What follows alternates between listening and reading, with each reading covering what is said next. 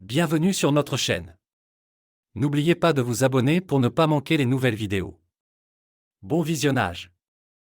Shan Shields a navigué dans les rues suburbaines tranquilles avec sa berline, la satisfaction d'une conférence productive encore vibrante dans ses veines. En tant que professeur d'histoire au lycée dévoué, il savourait ses occasions d'améliorer son article. L'horloge numérique de son tableau de bord indiquait 16h30. Il était chez lui plus tôt que prévu. Un rare plaisir qui signifiait généralement surprendre ses enfants avec des sorties imprévues pour des glaces. En rentrant dans l'allée de la modeste maison à 2 étages qu'il partageait avec sa femme Nathalie et leurs 2 enfants, Shan remarqua les rideaux de la fenêtre du salon fluetés. Il sourit, imaginant ses enfants regardant par la fenêtre, impatients de son retour. Il prit sa mallette sur le siège passager, remplie de notes et de nouveaux matériels pédagogiques qu'il avait hâte de mettre en œuvre. Approchant de la porte d'entrée, les clés à la main, Shan s'arrêta. La voix de Nathalie flottait à travers la fenêtre du salon partiellement ouverte. Son ton bas le fit frémir. « Écoute, Cynthia, » dit Nathalie, inconsciente de la présence de Shan. « Une fois qu'il aura terminé de payer l'école privée des enfants, je demanderai le divorce. Ensuite, je l'accuserai de crimes domestiques et vivrai avec Ryan et les enfants de son argent. » La main de Shan se figea sur la poignée de la porte. Le monde semblait pivoter sur son axe alors que son cerveau traitait la trahison. Sa mâchoire se contracta. Un muscle tressaillit sous la peau alors qu'une colère brute affluait en lui, l'incitant à enfoncer la porte et à la confronter, mais Shan n'était pas un homme d'action impulsive. Il prit une profonde inspiration, forçant son cœur effréné à ralentir, son esprit, habituellement occupé par des plans de cours et des dates historiques, se trouvant maintenant à élaborer une stratégie différente. Sans faire de bruit, il se retira de la porte et retourna à sa voiture. Il monta à l'intérieur, démarra le moteur et s'éloigna, se dirigeant vers le parc Oakwood à proximité. Le parc était calme à cette heure-ci, avec seulement quelques joggers et promeneurs de chiens disséminés dans le paysage. Shan trouva un banc vide surplombant l'étang au canard et s'assit.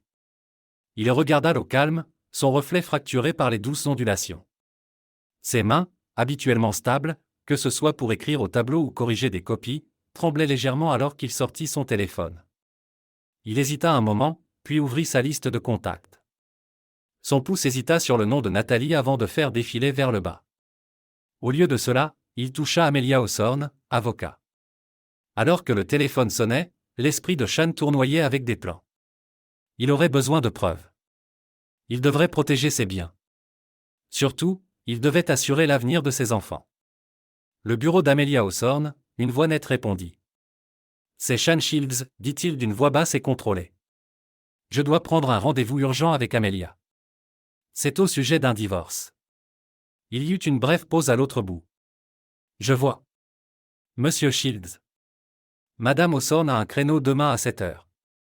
Cela vous conviendrait-il » Shan hocha la tête, puis se souvint qu'il était au téléphone. « Oui, c'est parfait. Merci. » En raccrochant, Shan remarqua un jeune couple marchant main dans la main le long de l'étang. Ils avaient l'air heureux, insouciants.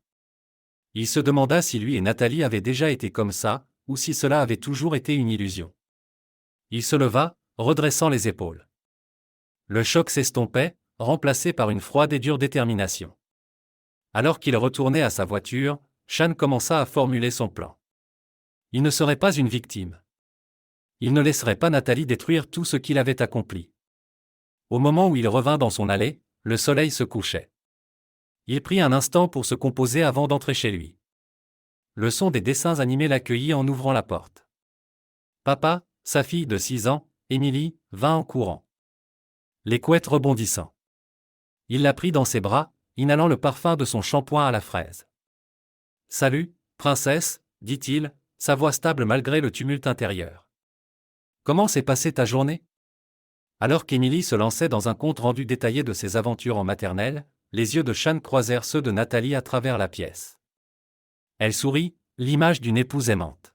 « Bienvenue chez toi, chérie, » dit-elle en s'approchant pour lui faire un bisou sur la joue. « Le dîner sera prêt dans environ 1 heure. » Shan hocha la tête, forçant un sourire. « Ça a l'air super. Je vais juste me rafraîchir. » Alors qu'ils montaient les escaliers vers leur chambre, l'esprit de Shan tournait déjà. Il avait une longue nuit de préparation devant lui, mais pour l'instant, il devait jouer le rôle du mari inconscient. Le jeu avait commencé, et Shan était déterminé à gagner. Au cours des semaines suivantes, Shan maintint une façade de normalité qui aurait rendu fier tout acteur. Il souriait au petit déjeuner, posait des questions sur la journée de Nathalie et poursuivait sa routine de conte au coucher avec les enfants. Mais sous ce vernis de tranquillité domestique, Shan était un homme en mission. Une nuit, tard, après que Nathalie soit allée se coucher, Shan installa soigneusement des caméras cachées dans des endroits stratégiques de la maison. Ses mains étaient maintenant stables, ses mouvements précis. Il en positionna une dans le salon, dirigée pour capturer le canapé et la porte d'entrée, une autre dans la cuisine, et une troisième dans le bureau à domicile. Alors qu'il travaillait, l'esprit de Shan revenait à sa première rencontre avec Amelia Hawthorne. L'avocate de divorce impitoyable avait écouté attentivement alors que Shan exposait ce qu'il savait. Bon choix de ne pas l'affronter immédiatement, avait approuvé Amelia. Nous aurons besoin de preuves irréfutables. Continue d'enregistrer les conversations, documente tout. Et Shan, elle se pencha en avant, ses yeux durs, ne la laisse pas suspecter quoi que ce soit. L'élément de surprise sera crucial. Shan avait hoché la tête, son expression grave. Je comprends. J'ai déjà commencé à rassembler des documents financiers. Je te fournirai tout ce dont tu as besoin. Maintenant, alors qu'il dissimulait soigneusement la dernière caméra, Shan ressentait une satisfaction. Il n'était plus le mari naïf et confiant que Nathalie pensait pouvoir manipuler. Le matin suivant, au petit déjeuner, Nathalie discutait avec entrain de ses projets pour la journée. J'ai une grosse réunion avec un client potentiel, disait-elle en beurrant son toast. Cela pourrait prendre du temps, donc ne m'attends pas. Shan hocha la tête, sirotant son café. Bonne chance pour la réunion. J'espère que ça se passera bien. Alors que Nathalie partait, lui faisant un bisou d'adieu avec une affection calculée, Shan se demandait combien de ces réunions tardives avaient réellement été des rendez-vous avec Ryan. Cet après-midi-là, alors que Shan était censément au travail, il s'assit dans sa voiture, à un pâté de maison de leur maison. Il observa une voiture de sport élégante entrer dans leur allée. Ryan Blackwood, apparaissant dans son costume de créateur, sortit et se dirigea vers la porte d'entrée. Les mains de Shan se crispèrent sur le volant alors qu'il voyait Nathalie ouvrir la porte, tirant Ryan à l'intérieur avec un rire. Il se força à respirer profondément, se rappelant que chaque moment de leur trahison était désormais enregistré. À l'intérieur de la maison, sans se douter des caméras cachées capturant chaque mouvement, Nathalie et Ryan s'installèrent confortablement sur le canapé du salon. Ryan versa 2 verres de vin, le vin de Shan, un cadeau d'un parent reconnaissant. Bientôt. Nous aurons tout, dit Ryan en sirotant le vin volé. Shan ne saura pas ce qui l'attend. Nathalie rit, un son dépourvu de chaleur. Il est trop naïf pour soupçonner quoi que ce soit. C'est presque trop facile. Ryan l'attira près de lui, sa main glissant sur sa cuisse. Et une fois qu'on l'aura vidé de tout, nous commencerons notre nouvelle vie ensemble. Pense seulement. Nat. Plus de faux-semblants. Plus de cachotterie. Les yeux de Nathalie brillaient d'anticipation. J'ai hâte. Parfois, je ne peux même pas le regarder, avec ses discours sérieux sur ses élèves et ses précieuses leçons d'histoire. Eh bien, bientôt tu n'en auras plus à faire, assura Ryan. Nous allons le dépouiller de tout ce qu'il possède, et bien plus encore. Plus tard cette nuit-là, en examinant les images, les jointures de Shan devenaient blanches alors qu'il saisissait le bord de son bureau, mais sa voix restait calme lorsqu'il appela Amelia. J'ai plus de preuves. Tu voudras voir ça. Le lendemain, Shan rencontra Amelia dans son bureau, remettant une clé USB contenant les images compromettantes. Excellent travail, Shan, dit Amelia d'un ton professionnel. Cela, combiné aux documents financiers que tu as fournis, nous donne un dossier solide. Mais nous n'en avons pas fini. Continue de rassembler des preuves. Plus nous en avons, plus notre position sera forte quand nous passerons à l'action. Shan hocha la tête. Je comprends. Je te tiendrai au courant. Alors qu'il quittait le bureau d'Amelia, Shan ressentit un mélange d'émotions. De la colère contre la trahison de Nathalie, du dégoût pour son comportement et celui de Ryan, mais aussi une sorte de satisfaction. Ils n'étaient plus un pion dans leur jeu. Ils reprenaient le contrôle, et bientôt, ils apprendraient à quel point ils l'avaient sous-estimé. Alors que Shan construisait méthodiquement son dossier contre Nathalie, un défi inattendu surgit au travail. Le conseil scolaire convoqua une réunion d'urgence pour discuter des coupes budgétaires. Le département d'histoire, jugé non essentiel par certains membres du conseil, était sur le point de disparaître. Shan était assis dans la salle des enseignants, entouré de ses collègues inquiets. L'atmosphère était tendue, remplie de conversations chuchotées et de regards nerveux. Ils ne peuvent pas juste couper tout le département, disait Sarah, la professeure d'histoire américaine, d'une voix tremblante. Qu'en est-il de nos élèves ? Marc, qui enseignait l'histoire mondiale, secoua la tête avec morosité. Tu sais comment cela se passe. Quand les budgets deviennent serrés, l'histoire est toujours la première à partir. Ils garderont les maths et les sciences. Peut-être que nous aurons un petit cours de sciences sociales ? Shan écoutait leurs préoccupations, son esprit déjà en train de formuler un plan. Il se leva, attirant l'attention de tous. Nous ne baissons pas les bras sans nous battre, dit-il, d'une voix ferme. Nous devons montrer au conseil, aux parents, à tout le monde, pourquoi l'éducation historique est cruciale.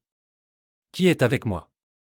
La pièce resta silencieuse un moment, puis Sarah prit la parole. Tu as quoi en tête, Shan ? Shan sourit, une étincelle de son ancienne passion s'enflamma. Nous allons nous organiser. Rassembler les parents. Préparer une présentation pour le conseil. Leur montrer exactement ce qu'ils perdraient en réduisant notre département. Au cours des jours suivants, Shan se lança dans la campagne pour sauver le département d'histoire. Il organisa ses collègues, rassembla des parents solidaires et prépara une présentation convaincante pour la prochaine réunion du conseil.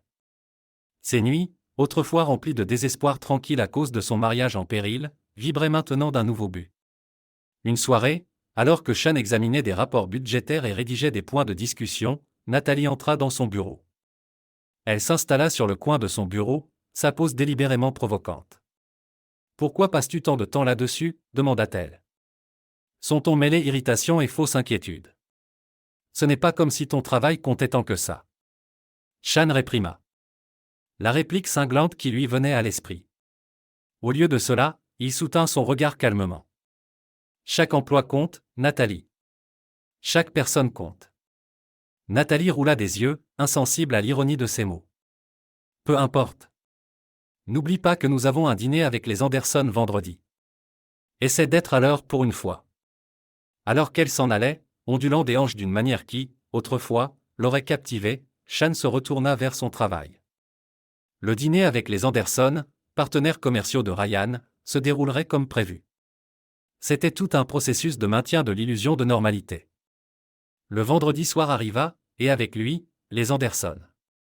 Shan joua le rôle d'hôte parfait, versant du vin et engageant une conversation agréable. Son sourire ne vacilla pas, même lorsque Ryan Blackwood fit une apparition surprise à mi-chemin du repas.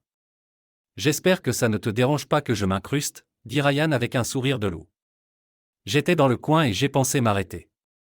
Shan remarqua l'échange rapide et chargé entre Ryan et Nathalie. Il leva son verre en un toast, d'une voix stable. Plus on est de fous, plus on rit. Bienvenue, Ryan. Au fur et à mesure que la soirée avançait, Shan observait les touches subtiles, les regards prolongés entre sa femme et son amant. Il cataloguait chacun d'eux, les ajoutant à la montagne de preuves qu'il accumulait.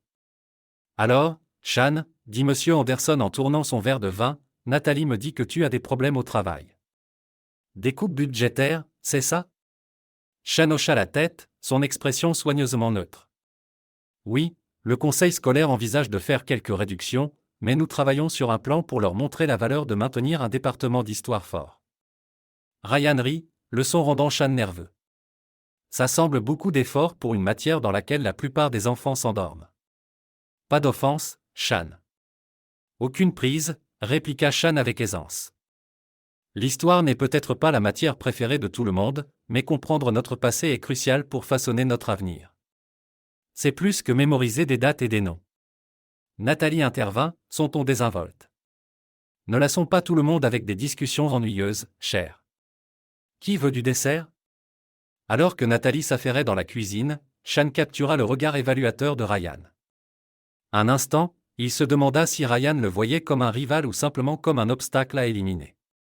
Quoi qu'il en soit, Shan savait qu'il était plus que prêt pour le défi. Plus tard cette nuit-là, après que leurs invités soient partis et que Nathalie soit allée au lit, Shan resta seul dans son bureau. Il sortit un petit carnet et nota ses observations de la soirée. Puis, il ouvrit son ordinateur portable et commença à composer un courriel à Amelia. Une autre semaine productive, écrivit-il. Je pense que nous sommes presque prêts à agir. Il appuya sur « Envoyer », puis s'appuya dans sa chaise, regardant par la fenêtre le ciel étoilé. Une tempête se préparait, savait-il, mais cette fois, il serait celui à contrôler la foudre. En fermant son ordinateur portable, les pensées de Shan se tournèrent vers la prochaine réunion du conseil scolaire. Il avait maintenant 2 batailles à mener, une à la maison et une au travail, mais il était déterminé à remporter les 2. Il ne laisserait pas Nathalie détruire sa famille, et il ne permettrait pas à des bureaucrates myopes de détruire sa passion pour l'enseignement. Avec une détermination renouvelée, Shan commença à revoir ses notes pour la présentation devant le conseil. Il avait toujours enseigné à ses élèves les grandes figures de l'histoire qui avaient fait face à des obstacles apparemment insurmontables et avaient triomphé. Maintenant, il était temps d'incarner cette résilience. Alors que la nuit avançait, Shan travaillait sans relâche, son esprit clair et concentré. Il ne se battait plus seulement pour son emploi ou son mariage. Il se battait pour son avenir, pour ses enfants, et pour les valeurs qu'il chérissait. Et il était prêt à tout ce qui l'attendait. Shan Shields se tenait au podium, son regard balayant l'auditorium rempli. Les membres du conseil scolaire, les parents et les collègues occupaient les sièges, leurs expressions mêlant curiosité et inquiétude. C'était le moment qui pourrait faire ou défaire le département d'histoire. Il prit une profonde inspiration, se stabilisant. L'ironie n'était pas perdue pour lui. Ici, il se battait pour préserver le passé tandis que son propre avenir était en danger. Mais contrairement à sa vie personnelle, c'était une bataille qu'il pouvait mener au grand jour. Mesdames et messieurs du conseil, parents préoccupés et collègues, commença Shan, sa voix forte et claire. Nous sommes ici aujourd'hui pour discuter de plus que de simples coupes budgétaires. Nous sommes ici pour décider de la valeur que nous accordons à la compréhension de notre histoire partagée. Alors que Shan lançait dans sa présentation soigneusement préparée, il pouvait voir les membres du conseil se pencher en avant, leur intérêt piqué. Il exposa des statistiques convaincantes, partagea des témoignages émouvants d'élèves, et peignit un tableau vivant d'un avenir où l'ignorance historique aboutirait à des erreurs répétées. En coupant le département d'histoire, conclut Shan, sa passion se faisant sentir dans chaque mot. Nous ne faisons pas que supprimer des cours. Nous effaçons la connexion de nos enfants à leur héritage, leur compréhension de notre parcours, et leur capacité à façonner notre avenir. Je vous exhorte à reconsidérer cette décision. Merci. La salle éclata en applaudissements alors que Shan quittait le podium. Il pouvait voir plusieurs membres du conseil hocher la tête avec approbation, tandis que les parents se tournaient les uns vers les autres, engagés dans des discussions animées.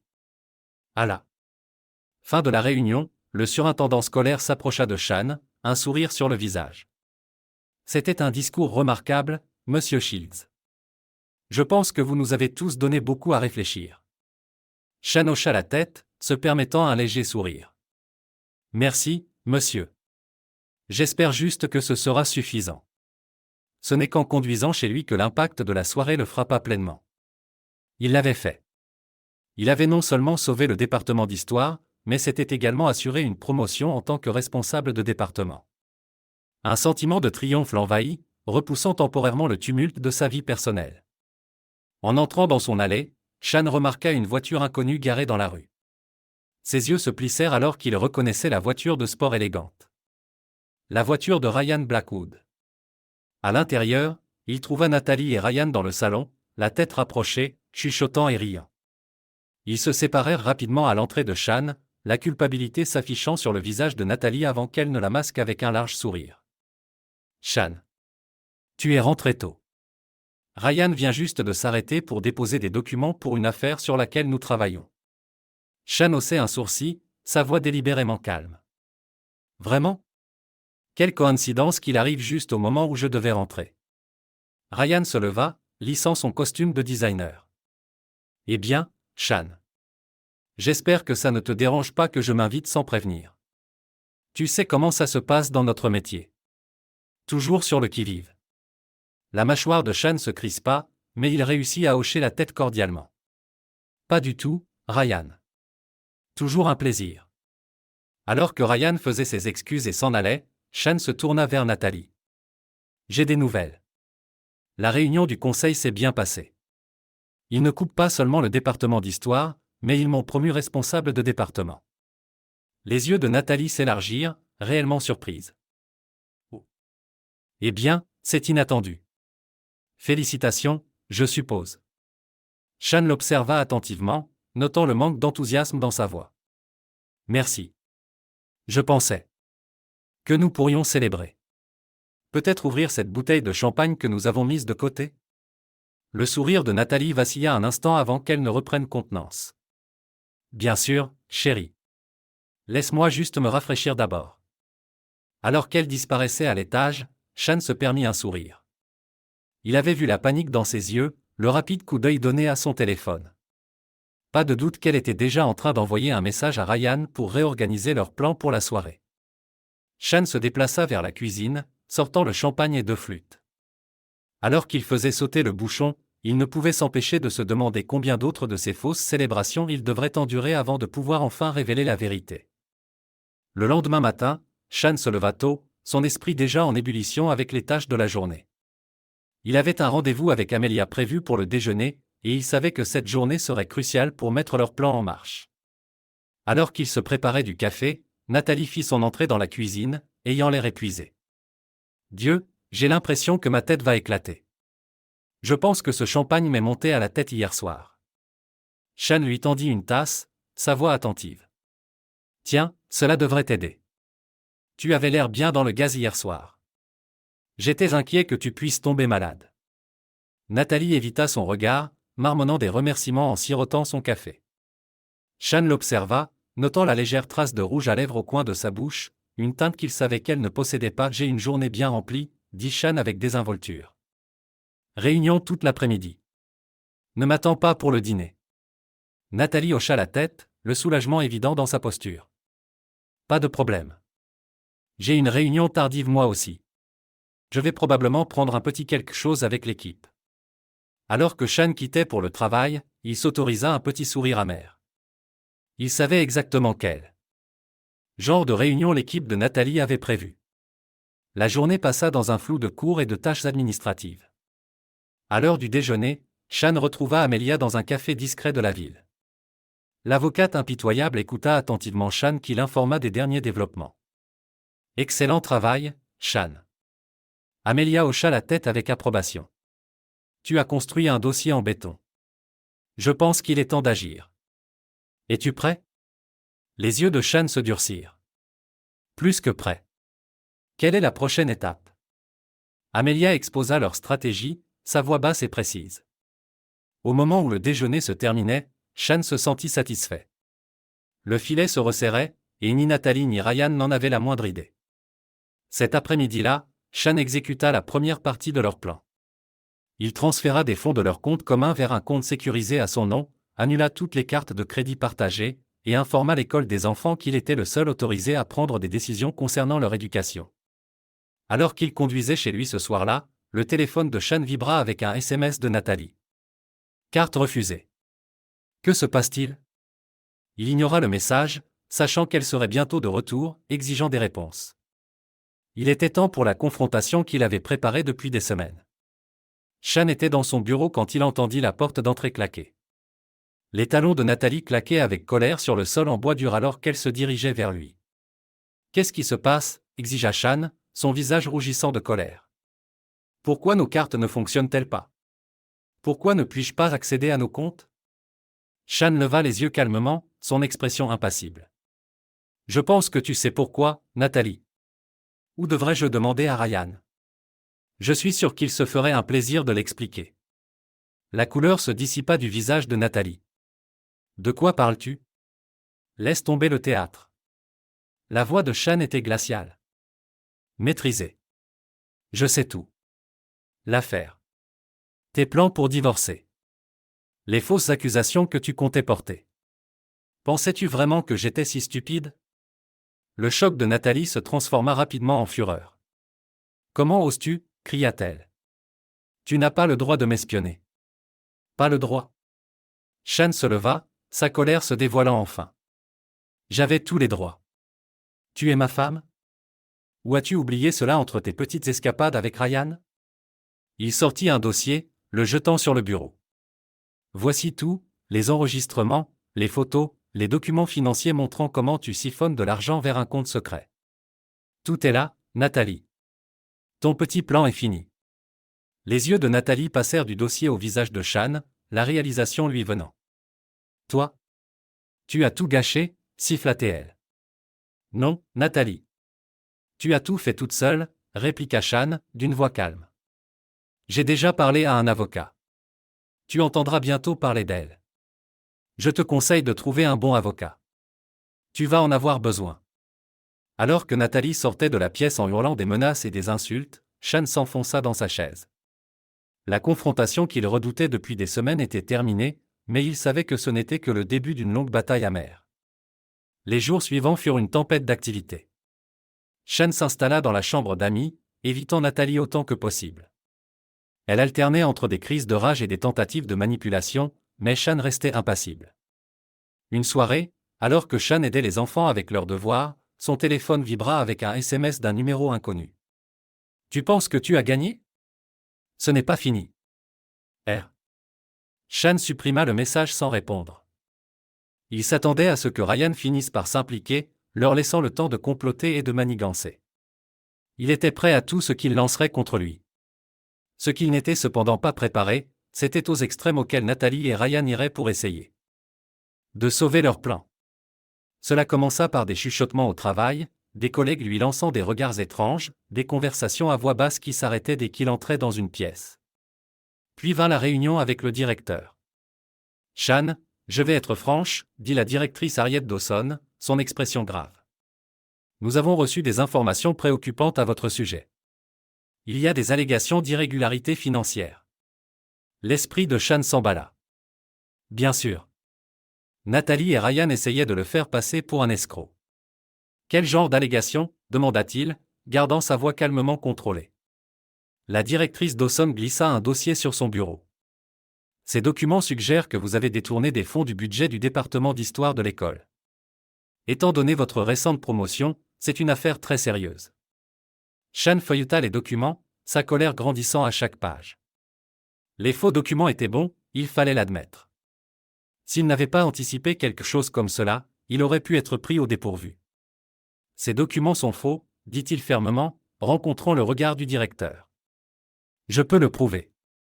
Donnez-moi 24 heures, et j'aurai des preuves qui non seulement prouvent mon innocence, mais montrent qui est vraiment derrière cela. La directrice Dawson hésita, puis hocha la tête. D'accord, Shan. Vous avez toujours été un enseignant exemplaire. Je vais vous donner le bénéfice du doute.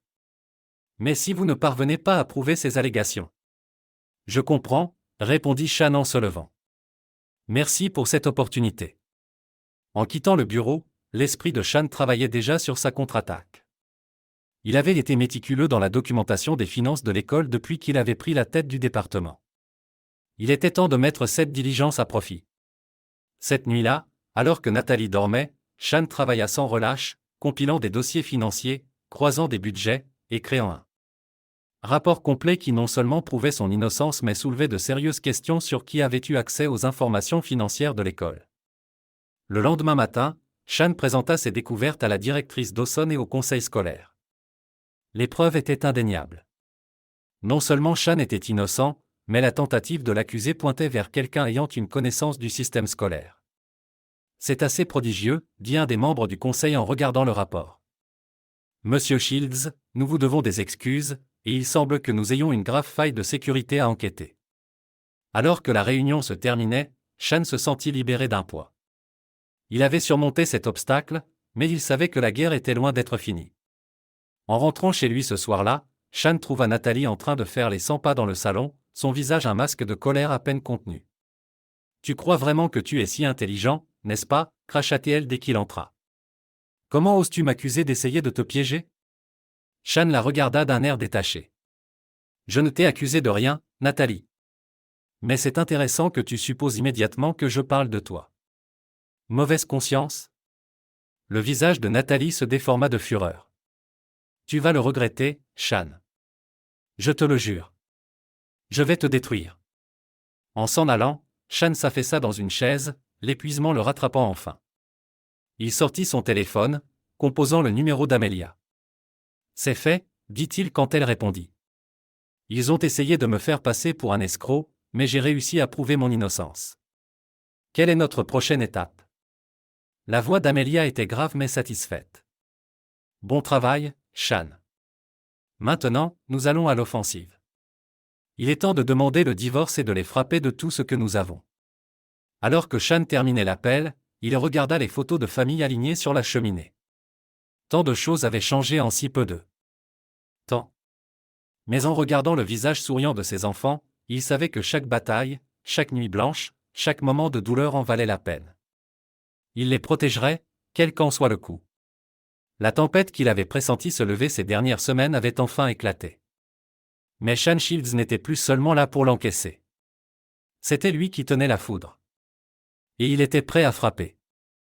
Le tribunal se tenait devant Shan, un monument de justice qui serait bientôt témoin du déchirement de son mariage. Il redressa sa cravate, un geste plus habituel que vaniteux, et monta les marches. Amelia Hawthorne, son avocate de divorce impitoyable, marchait à ses côtés, sa mallette un véritable coffre de Pandore de preuves contre Nathalie. Alors qu'il poussait les lourdes portes en chaîne, Shan aperçut Nathalie et son avocat en pleine conférence chuchotante. Les yeux de Nathalie, jadis chaleureux avec une fausse affection, brillaient maintenant d'une combinaison de peur et de haine. Shan soutint son regard sans fléchir, la mâchoire serrée de détermination. « Souviens-toi, murmura Amelia. Laisse-moi parler. Tu as fait ta part. Maintenant, il est temps de laisser les preuves parler d'elles-mêmes. » Shan hocha la tête, prenant place à la table du demandeur. Le juge, une femme au visage sévère avec des cheveux poivre et sel, appela à l'ordre. Dans l'affaire Shields contre Shields, tempêta-t-elle, nous allons maintenant entendre les déclarations d'ouverture. Amelia se leva, sa posture rayonnant de confiance. Votre honneur, ce que nous avons devant nous aujourd'hui n'est pas simplement un cas de discorde conjugale ou de différences irréconciliables. C'est une affaire de trahison préméditée, de conspiration et de tentative de fraude à grande échelle. Alors qu'Amelia exposait leur dossier, Shan observa l'expression du juge passer de la neutralité professionnelle à un dégoût à peine voilé. Des éléments de preuve furent présentés, des documents financiers montrant les comptes secrets de Nathalie, des transcriptions de conversations enregistrées complotant la chute de Shan, et des photographies accablantes de l'infidélité de Nathalie. L'avocat de Nathalie, un jeune homme nerveux qui semblait de plus en plus dépassé, tenta de faire des objections à divers moments, mais chaque objection fut rapidement rejetée. Shan pouvait voir la panique grandir dans les yeux de Nathalie à mesure que la montagne de preuves contre elle augmentait. Lorsque vint le moment pour la défense de présenter son dossier, l'avocat de Nathalie balbutia à travers un argument faible concernant des malentendus et le stress marital. Il était clair qu'il savait qu'il combattait une bataille perdue. Puis, dans un acte d'audace. Désespérée, Nathalie elle-même demanda à s'adresser à la cour. Le juge, un sourcil levé, l'autorisa. Nathalie s'approcha du banc. Son visage était un masque de vulnérabilité feinte. « Votre honneur » commença-t-elle, sa voix tremblant d'une émotion bien répétée. « Je sais que j'ai fait des erreurs, mais je suis la victime ici. Shan, il n'est pas l'homme que vous voyez devant vous aujourd'hui. Derrière des portes closes, il est contrôlant, manipulateur. Il m'a abusé pendant des années, émotionnellement et physiquement. » Un frémissement de murmures se propagea dans la salle d'audience. Les mains de Shan se crispèrent sous la table, mais son visage resta impassible. Il avait anticipé ce mouvement. Objection. Votre honneur, dit Amelia, se levant avec aisance. C'est la première fois qu'une allégation d'abus est soulevée, et nous avons des preuves qui contredisent directement les affirmations de Madame Shields. Le juge acquiesça. Allez-y, conseiller. Amelia s'approcha du banc, produisant une clé USB. Votre honneur, je souhaite présenter l'exhibit. Ce sont des enregistrements vidéo de la maison des Shields. Installés par mon client par souci pour sa sécurité et celle de ses enfants lorsqu'il a d'abord pris conscience de l'infidélité de Madame Shields et de ses plans pour le piéger. Alors que les images étaient projetées sur le moniteur de la salle d'audience, le visage de Nathalie perdit de sa couleur. La vidéo montrait non pas Shan, mais Nathalie elle-même, se livrant à un comportement abusif, engueulant Shan, manipulant leurs enfants, et même lançant des objets dans des accès de colère. Comme vous pouvez le voir, votre honneur, poursuivit Amelia, sa voix froide, le seul abus dans ce foyer provenait de Madame Shields elle-même. L'expression du juge se durcit alors qu'elle se tournait vers Nathalie. Madame Shields, porter de fausses accusations d'abus est une infraction sérieuse. Souhaitez-vous retirer votre déclaration? Nathalie, sa contenance s'effondrant, ne put que hocher la tête en silence. Le reste de l'audience passa dans un flou. Lorsque le juge rendit enfin son verdict, sa voix était empreinte d'un dégoût indéniable pour les actions de Nathalie. À la lumière des preuves écrasantes présentées, ce tribunal accorde la demande de divorce de M. Shields pour cause d'adultère et de cruauté mentale. De plus, M. Shields obtient la garde complète des enfants, Mme Shields devant payer une pension alimentaire et une aide à l'enfant. Alors que le marteau tombait, Sean ressentit un poids se lever de ses épaules. Il se tourna vers Amelia, la gratitude dans les yeux. « Merci », dit-il simplement. Amelia hocha la tête, un sourire rare traversant son visage. « Tu as fait la partie difficile, Sean. Je n'ai présenté que les faits. Maintenant, rentrons chez toi avec tes enfants. » En sortant du tribunal, Sean aperçut Nathalie, affaissée dans sa chaise, le visage enfoui dans ses mains. Un instant, il éprouva une pincée non pas de regret, mais peut-être de pitié. Puis il se souvint du froid dans ses yeux lorsqu'elle avait comploté pour le détruire, et ce sentiment disparaît. Sean sortit à la lumière du soleil, prêt à commencer le prochain chapitre de sa vie. Les semaines suivant le divorce étaient une tempête de changements. Sean se retrouva à naviguer dans une nouvelle réalité, où il était à la fois mère et père pour ses enfants, où des murmures le suivaient au supermarché et où son téléphone vibrait sans cesse avec des messages de soutien et de temps à autre un texte vitriolique de Nathalie. Un samedi matin ensoleillé, alors que Sean aidait sa fille Emily avec son projet scientifique, la sonnette tinta. Il ouvrit la porte pour trouver Cynthia, la sœur de Nathalie, debout sur son porche.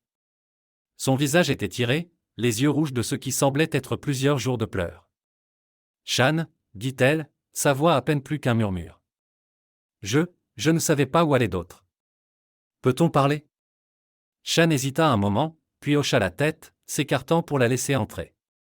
Ils s'assirent à la table de la cuisine, le projet scientifique à moitié terminé servant de barrière colorée entre eux. « Je suis tellement désolé, » lâcha Cynthia, les larmes fraîches coulant sur ses joues. « Je n'avais aucune idée. Nathalie m'a dit que c'était toi le problème. Mon Dieu. Je me sens si stupide. » Sean poussa une boîte de mouchoirs vers elle. « Tu n'étais pas la seule à être dupée, Cynthia. » Cynthia essuya ses yeux. « Quand j'ai entendu cet appel téléphonique, je pensais qu'elle se confiait à moi au sujet de ton soi-disant abus. Je n'aurais jamais imaginé qu'elle était celle qui complotait et trompait. Sean, si j'avais su. » « Tu m'aurais dit, » acheva Sean pour elle. Son ton n'était pas méchant, mais sceptique. Les épaules de Cynthia tombèrent. « Je ne sais pas. J'aimerais penser que je l'aurais fait. Mais c'est ma sœur. C'était ma sœur. » Elle se reprit. « Après ce qu'elle a fait. Je ne peux pas. Je ne peux tout simplement pas. » Sean hocha la tête, comprenant trop bien la douleur de rompre les liens avec quelqu'un que l'on pensait connaître. « Que vas-tu faire maintenant ?» demanda-t-il. « Je ne suis pas sûr, » admit Cynthia. « Mais je ne pouvais pas continuer sans m'excuser auprès de toi. Sans que tu saches que je n'avais jamais voulu faire partie de son plan. » Alors que Cynthia sortait, Sean ressentit un étrange mélange d'émotions. Les excuses ne réparaient pas la douleur des mois passés, mais c'était un pas vers la guérison, un rappel que toutes les personnes de sa vie n'étaient pas fausses. Ce soir-là, après avoir couché les enfants, Sean s'assit dans son bureau, regardant le document vierge sur l'écran de son ordinateur. Le curseur clignotait régulièrement, un battement électronique attendant des mots. Presque sans penser consciemment, Sean commença à taper. Il écrivit sur la trahison, sur le choc de découvrir que la personne que l'on pense connaître le mieux est en réalité un étranger. Il écrivit sur la force qu'il a fallu pour se battre pour soi-même, pour protéger non seulement ses biens, mais aussi son propre sens de soi. Alors que les mots coulaient, Sean réalisa qu'il faisait plus que simplement évacuer ses émotions. Il créait une feuille de route, un guide pour d'autres qui pourraient se retrouver dans des situations similaires. Au moment où il leva enfin les yeux, les premiers rayons de l'aube perçaient à travers sa fenêtre. Le lendemain, Sean contacta quelques-uns de ses collègues qui avaient déjà traversé des divorces. Ils se rencontrèrent pour un café, partageant des histoires et des conseils. Alors qu'ils parlaient, une idée commença à germer dans l'esprit de Sean. « Et si, dit-il lentement, nous formions un groupe de soutien pour les hommes qui ont vécu ce que nous avons. Fausses accusations, manipulation psychologique, tout ça. Les autres hochèrent la tête avec enthousiasme, et en quelques semaines, le groupe devint une réalité. Ils se réunissaient dans le centre communautaire, un cercle croissant d'hommes trouvant de la force dans des expériences partagées et un soutien mutuel. C'est après une de ces réunions que Shan reçut un appel inattendu. Le nom de Nathalie clignotait sur l'écran de son téléphone, provoquant un jolt d'adrénaline en lui. Contre son meilleur jugement, il répondit. Shan, la voix de Nathalie était petite, presque méconnaissable. J'ai besoin de te parler. S'il te plaît. L'emprise de Shan se resserra autour du téléphone. Je pense que nous avons dit tout ce que nous avions à nous dire, Nathalie. S'il te plaît, elle implora. J'ai tout perdu. Mon travail, mes amis. Même Cynthia ne veut plus me parler.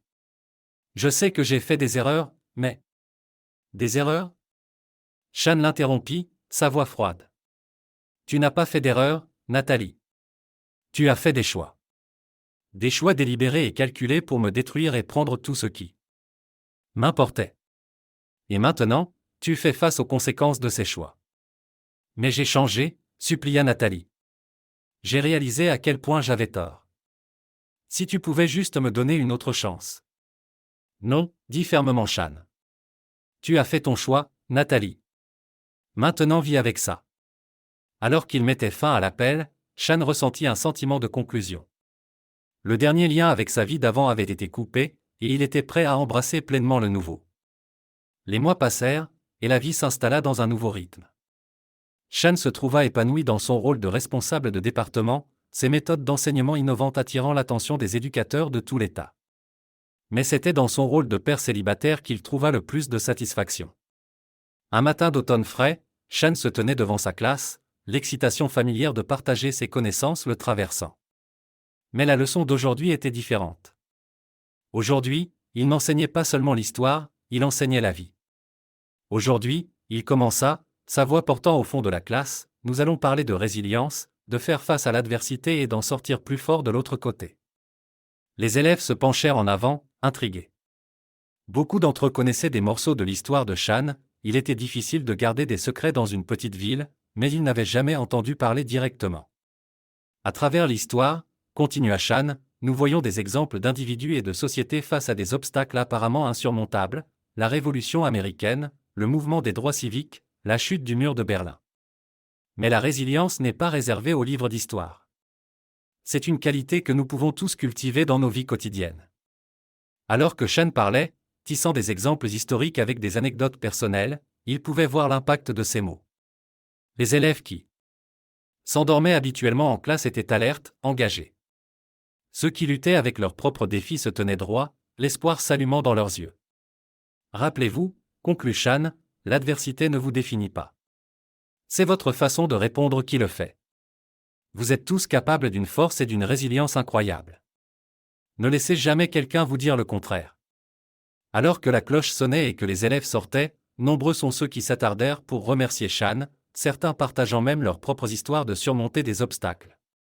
Shan ressentit une chaleur dans sa poitrine, un sens du but qui allait au-delà de l'enseignement des dates et des faits. Plus tard dans l'après-midi, alors que Shan se préparait à partir, il y eut un coup frappé à la porte de sa classe. Il leva les yeux pour voir une femme en costume d'affaires soigné, une mallette en cuir glissée sous son bras. « Monsieur Shields », dit-elle en tendant la main. « Je suis Sarah Blackwood de Pinnacle Publishing. Avez-vous un moment pour parler ?»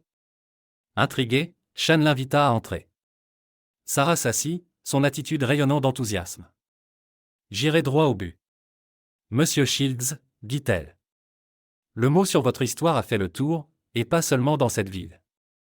Votre résilience, votre lutte pour la justice, votre travail avec le groupe de soutien. C'est inspirant. Nous croyons que votre expérience pourrait aider tant de gens si elle était partagée plus largement. » Shan se laissa tomber en arrière sur sa chaise, surpris. « Vous suggérez quoi ?» Sarah hocha la tête. « Nous aimerions vous proposer un contrat de livre, Monsieur Shields. Votre histoire, dans vos mots. Que dites-vous » Pendant un moment, Shan resta sans voix. Puis, lentement, il hocha la tête. « Si cela peut aider ne serait-ce qu'une personne à éviter ce que j'ai traversé, cela vaut la peine d'être partagé. » Alors que Sarah s'en allait, promettant d'envoyer un contrat, Shan s'assit à son bureau, un peu abasourdi par ce nouveau tournant des événements. Son téléphone vibra avec un message de la gardienne, lui rappelant qu'il était temps d'aller chercher les enfants. Shan rassembla ses affaires, un sourire flottant sur ses lèvres. La vie lui avait lancé des balles courbes, mais il n'avait pas seulement survécu, il avait prospéré. En marchant vers sa voiture, il vit ses enfants l'attendre. Leur visage s'illuminant à son approche. Emily fit un signe de la main avec excitation tandis que son fils Michael tenait un dessin qu'il avait fait en cours d'art. Shan ressentit une montée d'amour et de gratitude. Malgré tout, il était sorti plus fort, plus sage et toujours capable d'aimer. Il avait transformé sa douleur en une force pour le bien, aidant les autres tout en bâtissant une vie meilleure pour lui et ses enfants. Alors qu'ils rentraient chez eux, le soleil couchant peignant le ciel de teintes brillantes, Shan jeta un coup d'œil dans le rétroviseur pour voir ses enfants. Ils bavardaient joyeusement, épargnés par les ombres du passé. Shan sourit, sachant que bien que la route ait été difficile, elle les avait menés à ce moment, conduisant vers un avenir rempli d'espoir et de nouvelles possibilités. La trahison qui avait autrefois menacé de le détruire était devenue le catalyseur d'une vie plus riche et plus authentique. Alors qu'ils tournaient dans leur rue, Shan ressentit un profond sentiment de paix. Quels que soient les défis à venir, il était prêt à les affronter, avec résilience, avec courage et avec amour. Merci de regarder et n'oubliez pas de vous abonner pour ne pas manquer les nouvelles histoires.